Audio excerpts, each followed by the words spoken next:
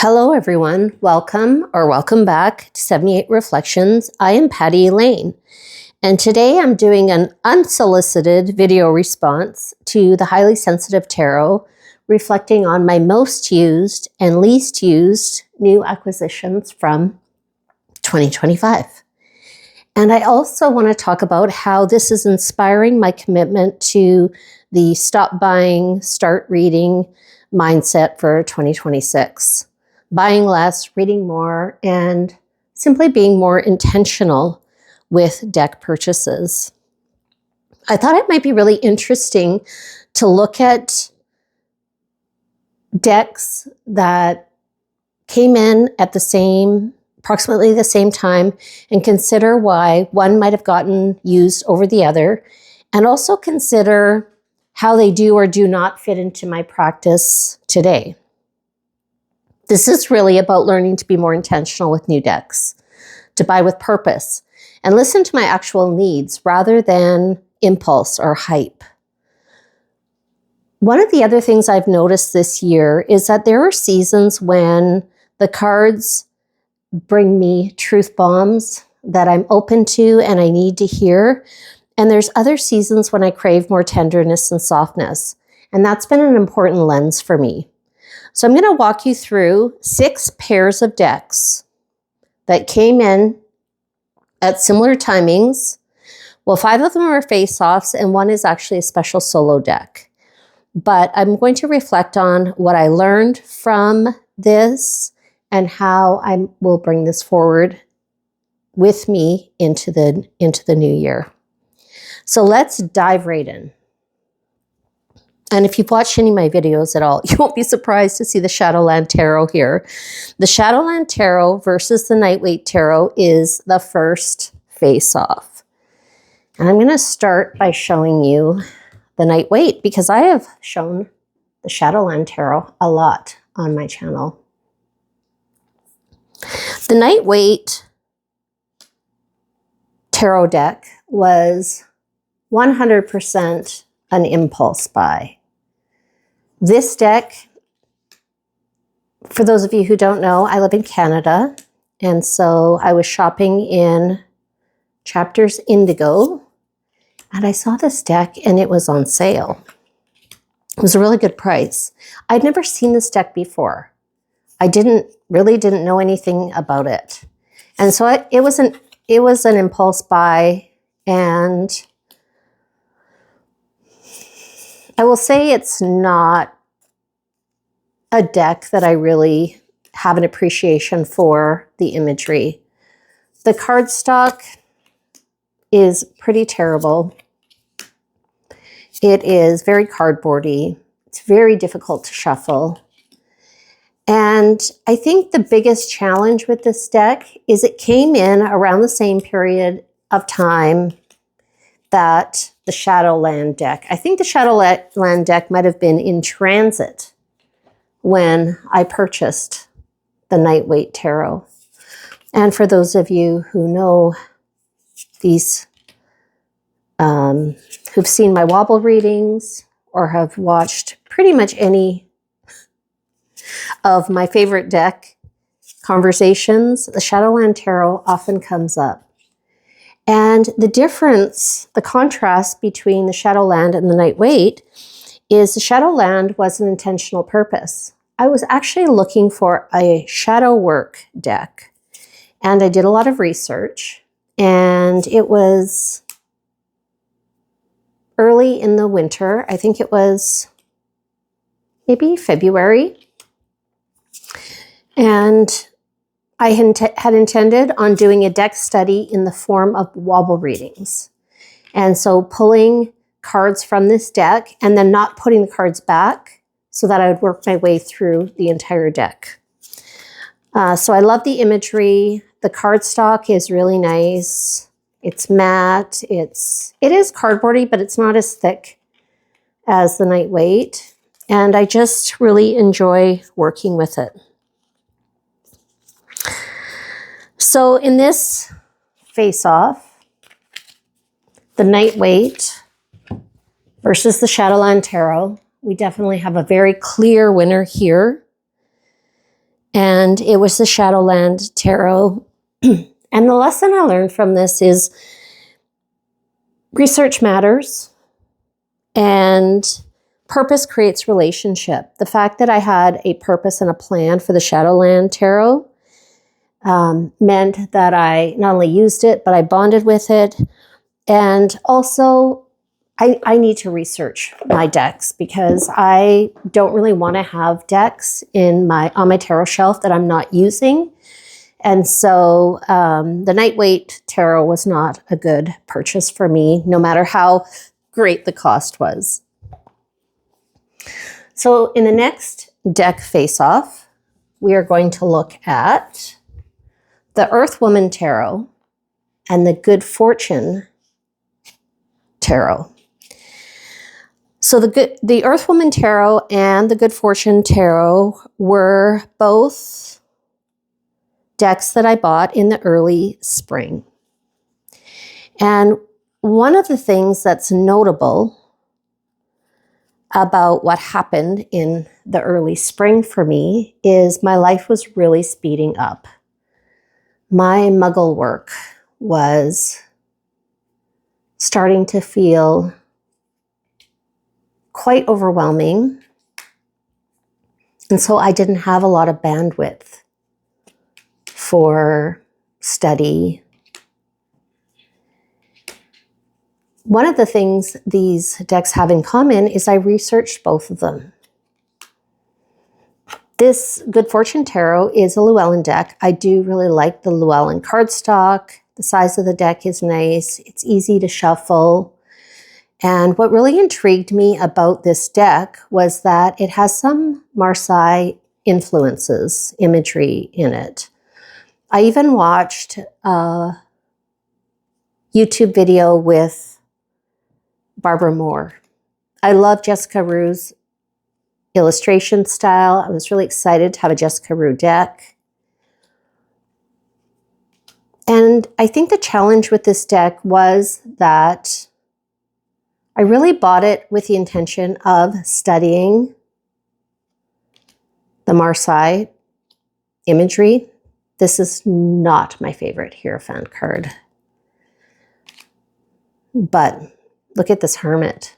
Isn't that spectacular? So I bought it with the intention of a study without actually having a time or plan set aside for studying it. And so frankly, it became the study that didn't happen in 2025. I'm hoping it will happen in 2026 because I do not regret buying this deck and I do really like it. But one of the challenges this deck had was that it came into my tarot shelf approximately the same time as the Earth Woman Tarot. And the Earth Woman Tarot, I do really love the cardstock of this tarot. I love the colors. I love the imagery. It is not only beautiful, but it is very simple to read. It's very intuitive. It's just appealing in so many ways. It's tender and soft. And I fell in love with this deck. It was love at first sight. As soon as I received this deck, I didn't want to use any other deck, which included the Good Fortune Tarot. So for the second face-off, the Earth Woman Tarot versus the Good Fortune Tarot.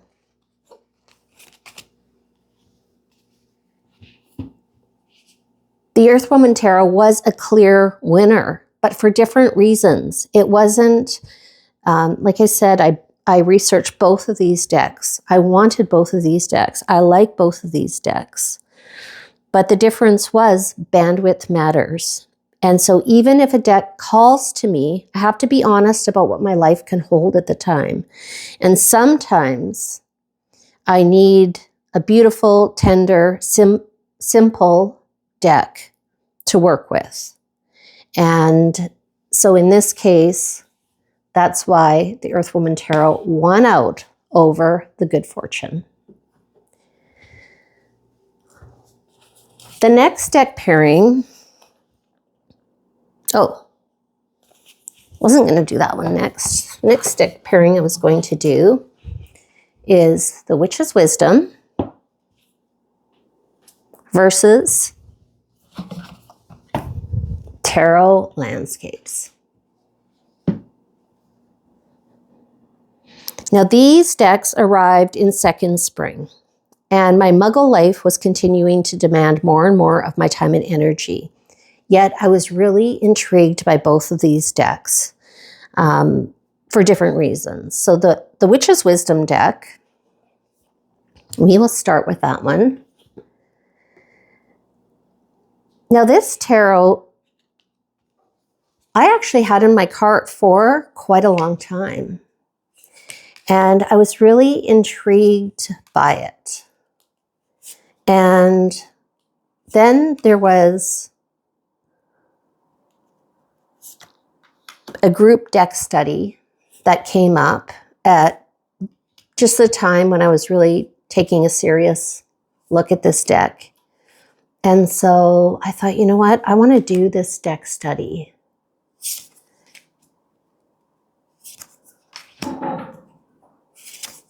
But there were a couple of things against this deck from the beginning.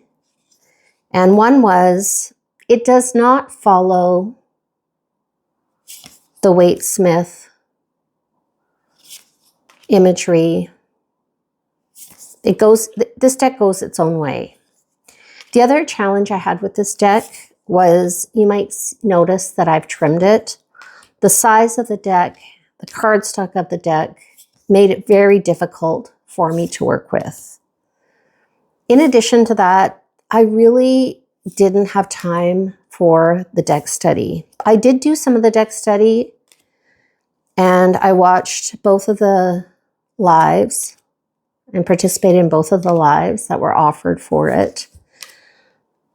But one of the things I learned is that I don't really want to do a deck study in the way that a lot of people want to do the deck study, which is to study the decks in sequence and read the guidebook.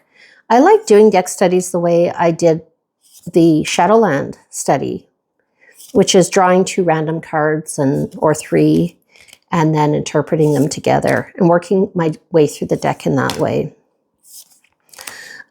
So this deck, you can probably tell, has been modified to an Oracle deck. I cut off the titles and added keywords. And so this deck no longer lives on my tarot shelf. It is an Oracle deck for me now. And I hope that I will get some use out of it in the coming year. But I have not worked with this deck since the deck study ended. So that is the Witch's Wisdom. Let's take a look at the Tarot Landscapes.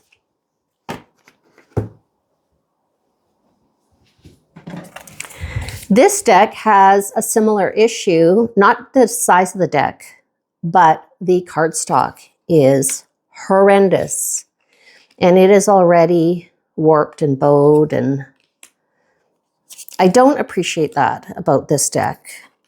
The other thing about this deck is I had watched a lot of walkthroughs for it, and I was really intrigued by it, but it's not going to be an easy reader for me because it's landscapes.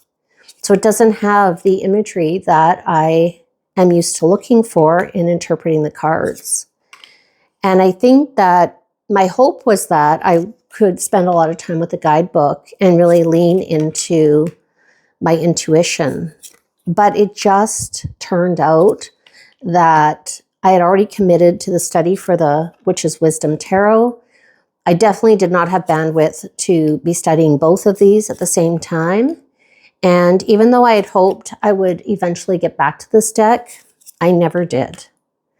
And so it's really interesting with this. Oh, that's the cover. That's the cover image. With both of these decks, the Tarot Landscape and the Witch's Wisdom, I'm not actually very happy with either one of these purchases. And were I do it again, I would not. I would say the Witch's Wisdom might feel like the winner because I sort of did the deck study and then I spent time modifying it and turning it into an oracle deck. However, I don't know if I'll actually use that oracle deck. I might. We'll see. Time will tell. I do think I will spend more time with the tarot landscapes. I am really interested in learning more about it, and I hope that I will have bandwidth for that in the coming year.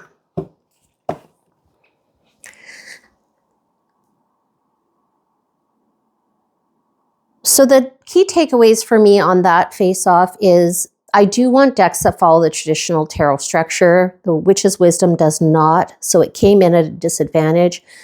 And cardstock really does matter. So let's look at the fourth face-off, which is the Fairy Tale Tarot. And that's a Lisa Hunt deck and guidebook, and the Wonderland Tarot. And that is a Barbara Moore, illustrated by Eugene Smith. So this is quite an interesting pairing. These ones both came in midsummer. It was anticipation of my birthday and a season when I was leaning into some tender inner child work. And I wanted to buy a deck or two as a birthday present to myself. I bought tarot in Wonderland after a lot of research. I really wanted an Alice deck, and I did a lot of research. I wanted it to be a mass market because indie decks just feel inaccessible to me here in Canada from a cost perspective. And I do love Llewellyn decks. I like their cardstock. And I like their guidebooks. And this deck was a pretty clear winner after watching a bunch of videos and walkthroughs. And I was absolutely delighted with this deck. I paired it with my Nicolette Chakotay, which is my inner child deck. I also paired it with an Alice Oracle deck, and it was a really magical combination. I used this deck for part of July and all of August.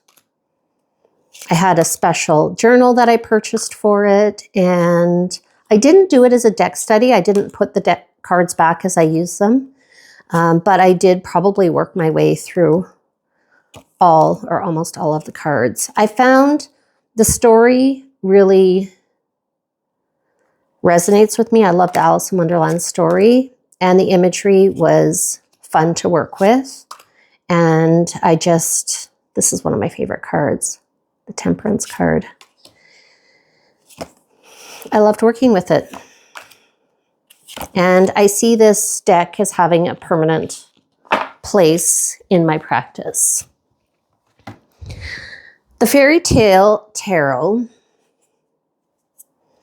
came in at a disadvantage, competing with the Tarot in Wonderland.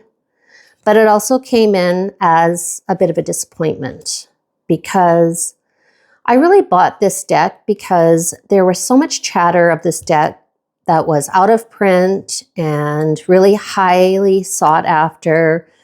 I watched videos of people who had paid top dollar for an out of print deck, how much they loved it. I watched walkthroughs of the deck and the storybook that came with it.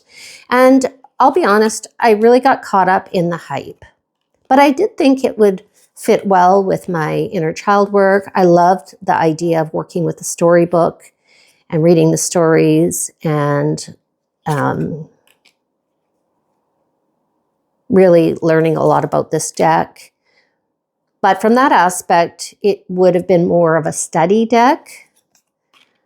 But the first disappointment about this deck was that it did not come with a storybook. So the indie deck came with a storybook. The mass market did not.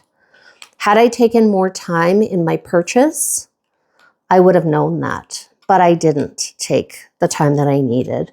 I think also if I would have taken a better look at this imagery, I would have realized that I don't like a lot of the imagery in this. Now, maybe I know that fairy tales can be kind of wacky with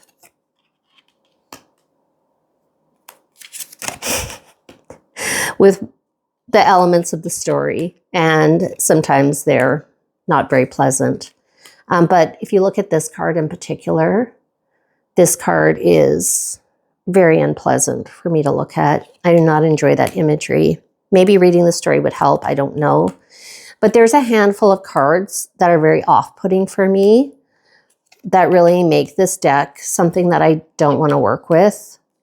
But also just knowing it would be work to, like, yeah, sure, I can Google the stories, but I don't really like being on a device when I'm working with tarot. So just all in all, this deck was a disappointment. There's another image. Let's end on that one. It's another image I don't like.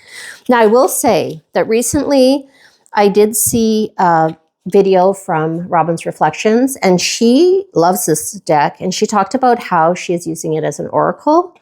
I might give that a go. We'll see. But so far, obviously in this pairing, the Wonderland and Tarot with the Fairy Tale Tarot, we have a clear winner, and that's the Wonderland and Tarot. And the lesson for me is ritualized intention beats scarcity hype. A highly sought after deck doesn't mean it's going to resonate with me, first of all. And second of all, the details matter. Taking time to find out that the storybook wasn't included and or truly looking at the deck to see what it has to offer for me would have made a difference. The other thing is, once a deck is released in mass market, it is no longer a scarcity issue. So there was no reason for me to rush to purchase that. But lesson learned. So the next deck is the solo deck. And I'd like to believe I learned something by this time in the year. This deck was on my radar since spring. I had seen a walkthrough for it, and I really wanted it. I like the water aspect of it. I really like the simplicity of the colors and the imagery.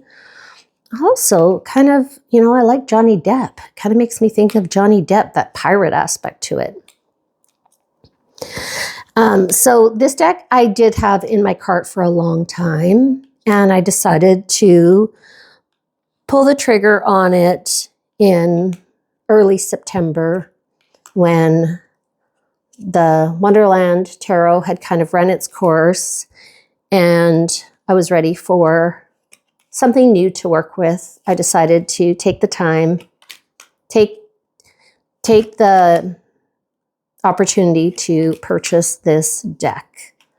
I was a bit concerned that because it was like kind of a water deck, that it was more of a summer deck, but I think it was perfect for September. And as soon as I received this deck, I fell in love with it. The cardstock is nothing to write home about, but it's nice. I think this is, oh yeah, this is a US Games deck. I usually like the US Games cardstock. It is a pip deck, and I thought I might struggle with that, but I really didn't. I found this deck to be an easy reader. I like the simplicity in the color palette and in the imagery. I like the pirates and the water, and overall, I would say this deck was very similar to the experience I had with the Earthwoman Tarot, in that it was love at first sight, and it felt like exactly what I needed in that season to work with. So the lesson for this is, honestly, this is the perfect example of intentional acquisition, waiting, creating space, and having dedicated time, and also buying a deck that I loved. So let's go into the next face-off. which is a Santa Muerte tarot with the Deviant Moon. So the Deviant Moon deck study was happening in my membership group, and I sort of already knew that the structured deck studies weren't for me, but I don't know if I had temporary amnesia. I was kind of looking for an excuse to buy this deck, I think, if I'm being honest. And I don't regret buying it. But I did not do the deck study.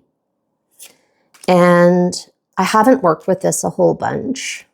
I have to work with it some.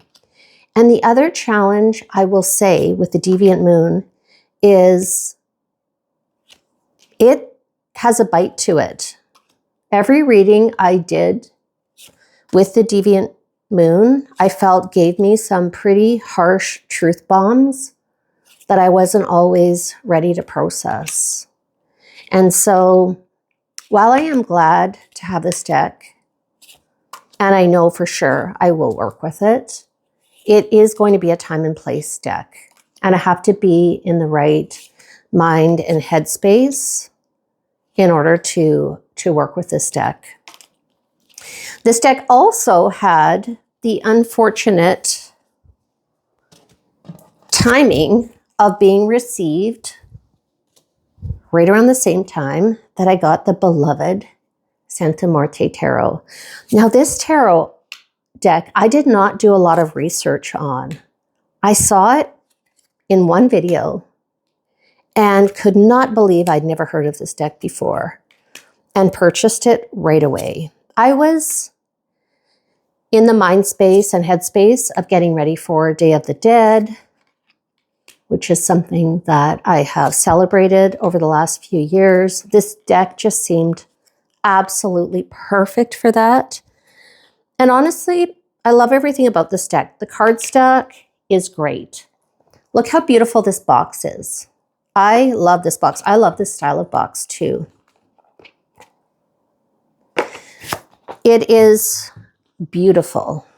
The colors are right up my alley.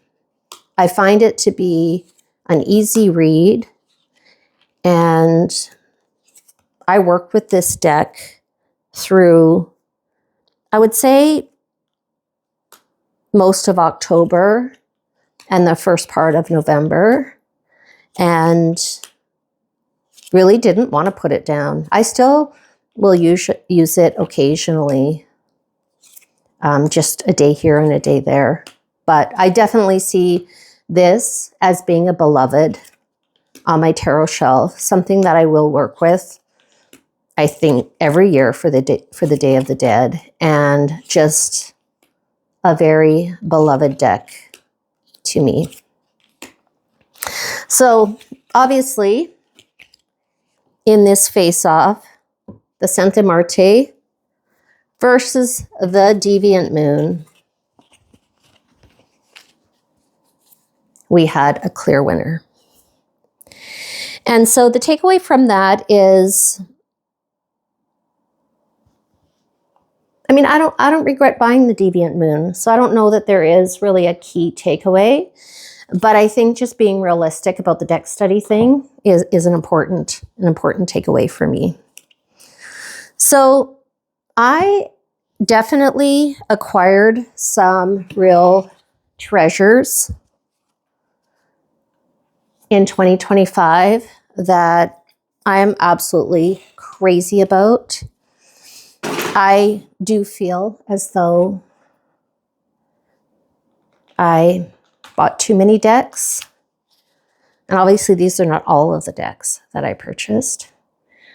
And, you know, it's a learning experience when, for me, I have only been learning and studying the tarot for a few years. And it's definitely a learning experience about, you know, what I like, what I love, what works for me, what doesn't work for me, what potentially requires too much bandwidth. So timing is everything.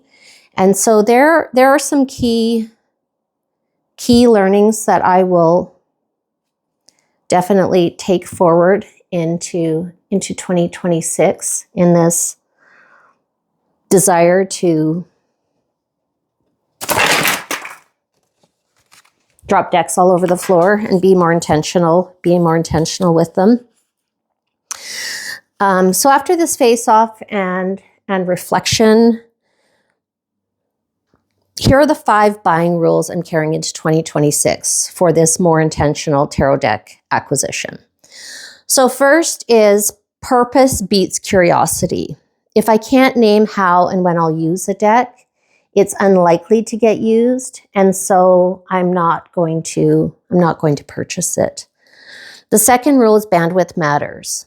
Even challenging decks are accessible when I have time and space for them, but I have to make sure I do have time and space for them, and some seasons require ease and gentleness, and I need to be realistic with that. Structure determines follow through. Decks that require effort need a container, a study, a ritual, or a dedicated season for them. Ritual creates relationship. So the decks that I bought for an experience, so for example, my birthday deck, the Alice in Wonderland, the Shadowland Tarot, my Santa Muerte, Day of the Dead deck, that creates a bond for me. And I think that is a really important factor for purchasing decks. I don't buy decks on impulse, and I also don't buy decks for someday. If the timing isn't right, I am purchasing mass market decks. I can always buy it later. So I think that allowing some more time can be really important. But I also think allowing time on the other end, so if a deck isn't resonating, allowing more of an opportunity to bond with it before maybe feeling like I need to get rid of it, I think that's another important thing as well. So this year has taught me a lot, and for now, I really just want to work with the decks that I have. And so that's what I'm bringing with me into 2026. So thank you for joining me today. I hope you enjoyed this video. Please like this if you do. Subscribe if you want to hear more from me. And I look forward to seeing you in the next video. Until then, may our cards bring us truth bombs when we need them and tenderness when we don't.